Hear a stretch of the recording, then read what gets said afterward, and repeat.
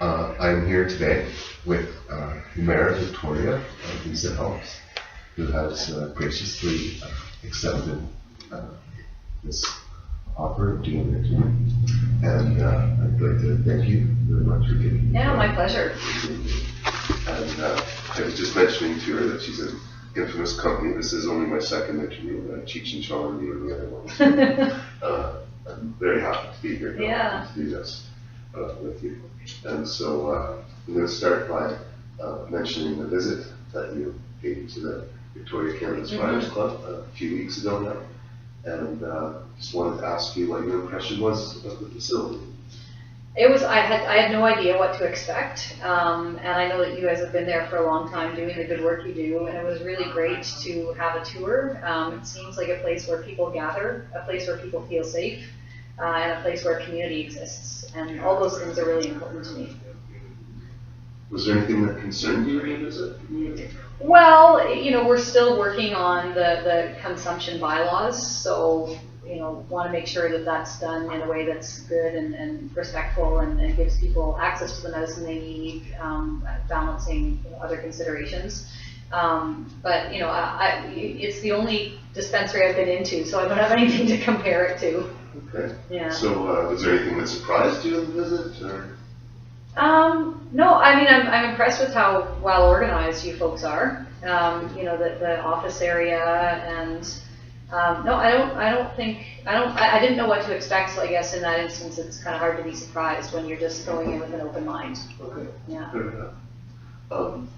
When you ran for mayor, did you anticipate dispensaries and legalization? No, it's a surprise. No, it's interesting. I always say like the you know, regulating dispensaries is not in our strategic plan. It's not something that we do parks and bridges and roads and you know, public spaces, and never thought that we'd be regulating cannabis. You know, but in the absence of leadership and direction from the federal government, which we welcome, you know, I'm welcoming that, we had to do something to make it fair because there were lots of dispensaries popping up and no rules to follow. So we're using the tools that we have, our zoning bylaw and our business license bylaw, in order to make it fair. Okay, so I guess what advantages do you see in regulating dispensaries?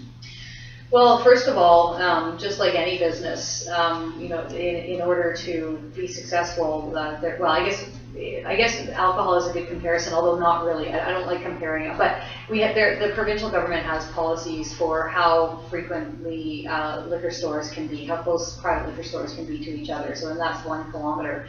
I think we want to make sure that people have access to the medicine they need, balancing that with having a diversity of uses along any given street frontage. And so really I think the benefit of regulating is we have some control over where the dispensaries can go. Okay. Now, when Vancouver first initiated this licensing of dispensaries, the council here was very quick to follow, and Vancouver has since moved fairly rapidly on the issue. Licenses were being issued last summer, and in Victoria here, we are still probably maybe 6 months away from the hearings, the public hearings that will lead towards licenses. Can you explain a little bit to folks why there is such a difference in Victoria and Vancouver and the speed of progression? The speed is entirely in the hands of the applicants. So we received, I think, our first rezoning application in October. So as soon as the applications come in, we process them. There's not a blanket rezoning for all of the dispensaries. So it takes as long as the dispensaries take to get their rezoning applications in. So we just processed the first one yesterday through to public hearing.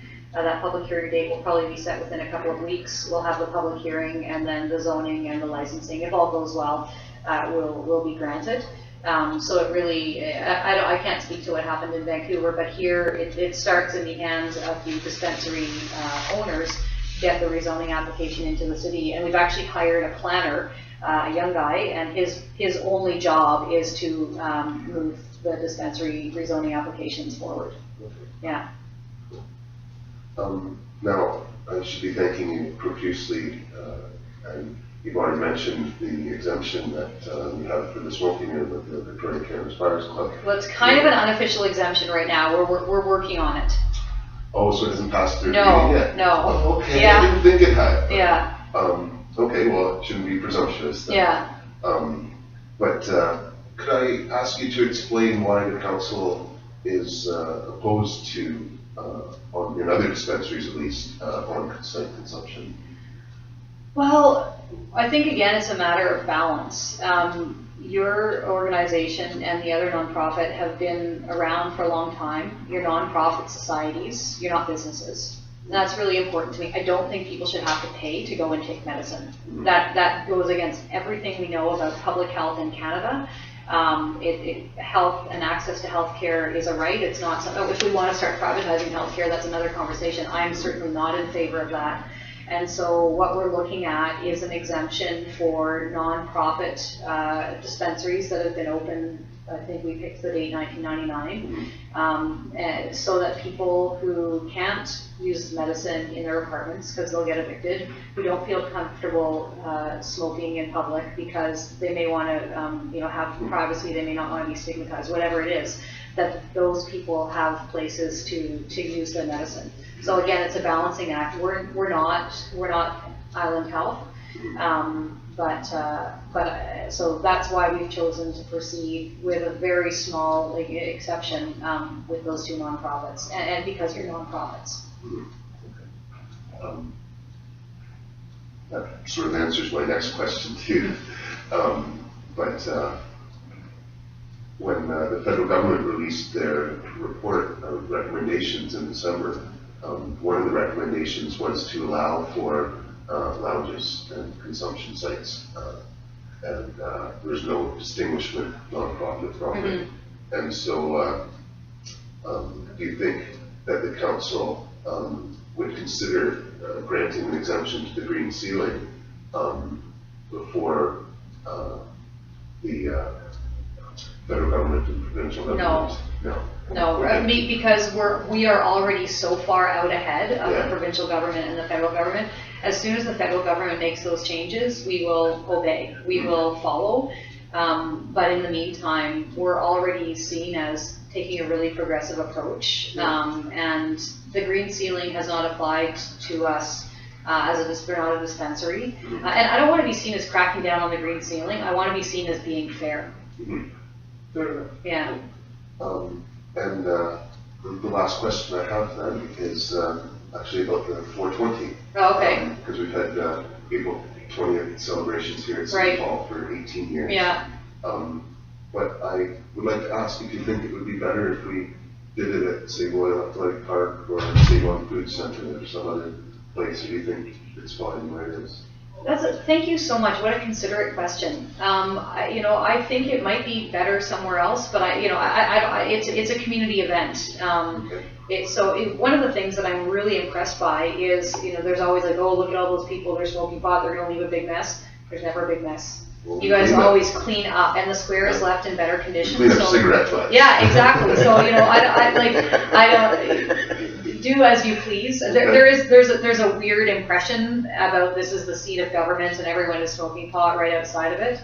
But cannabis is going to be legal sooner rather than later. I guess I don't really have an opinion about whether you should stay or go. But it doesn't sound like we're a nuisance to the city in any serious manner. No. It's not that it's a problem here. No. I mean, it's something that we're used to. It happens every year. And I think, that it was really great to be able to say to that person who complained to me, because I checked, right, was there a mess? And in fact, the answer I got was no, the square was left in better condition than it was when the gathering began. And so thank you for that. That's really important. It is important to us as well. Yeah. We appreciate being able to do that. Yeah. Yeah, we want to leave our city better. Yeah, that's what we're all doing, right? Leave things a little bit better than we found them. And I guess on that note, this is my final encore. I'm leaving cannabis activist after 22 years. And I would like to ask if I could possibly use you as a reference at time. Oh, sure. Yeah, absolutely. I mean, you've been an amazing force. You've just built community in such a profound way. And, you know, every time you come to council, you give us your annual update and give us a copy of Canada. Yeah, you're a community leader and you're an inspiration, Ted. Thank you. Thank you very much. Yeah, you betcha. Thank you very much for being here. Pleasure. And really appreciate all the work you do. Yeah, You're thank amazing you. there. Okay. And I hope you have many terms in office. Oh, well. Maybe at least one more, and then I've got to do something else. I can't do anything for 22 years. I don't know how you do that. Well, it changed over time. It Yeah. was the same thing. Yeah. But, yeah, I think it's time to call it. What a wonderful note. Thank you. It's an honor.